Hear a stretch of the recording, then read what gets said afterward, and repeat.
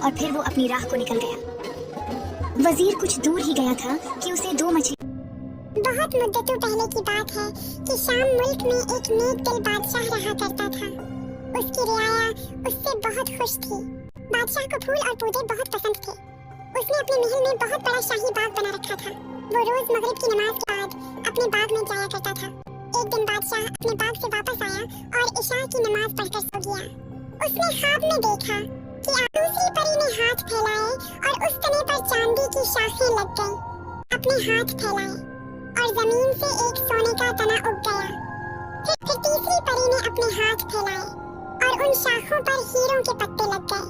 इस खूबसूरत सोने चांदी के दरख्त को देखकर बादशाह हैरान रह गया। अचानक उनमें से एक परी सीप बन गई और इस दरख्त पर एक अजीब किस्म का जानवर आकर बैठ गया। उस जानवर ने वो लाल रंग का सीप खाना शुरू कर दिया। फिर बादशाह की आंख खुल गई। बादशाह को अपने इस अजीब ख्वाब पर बहुत ताज्जुब। इसी तरह का एक दरख्त हो। बादशाह के पास ख्वाब की ताबीर बताने वाले एक बुजुर्ग थे। अगले रोज बादशाह उस बुजुर्ग के पास गए और अपना ख्वाब बता दिया। बुजुर्ग ने कहा, बादशाह, जो आपने परियां देखी हैं वो कोहे काफ की परियां थीं। उनको एक जालिम दियो ने कब्जे में कर रखा है। उनको आपकी जरूरत है। अपने तमाम सिपाही इकट्ठे किए और कहा कि जो उस दियो से परियों को छुड़ा कर लाएगा उसे मैं अपनी बहुत सी दौलत दे दूंगा। दौलत की लालच में हर किसी ने अपनी एड़ी चोटी का जोर लगा दिया, लेकिन सब नाकाम होकर लौटे। बादशाह का एक वजीर भी था।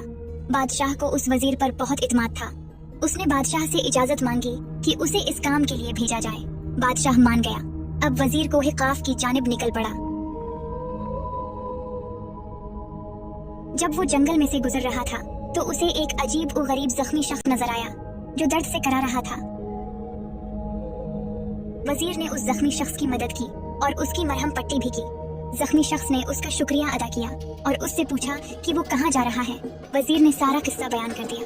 जख्मी शख्स ने कहा कि वो दियो बहुत खतरनाक है। मैं एक जिक्र जानता हूँ जो तुम्हारे काम आएगा। उस जिक्र को पढ़कर तुम जानवरों से बातें कर सकोगे। जख्मी शख्स ने वजीर को एक मंत्र सिखा दिया और फिर वो अपनी राह को निकल गया। वजीर कुछ दूर ही गया था कि उसे 2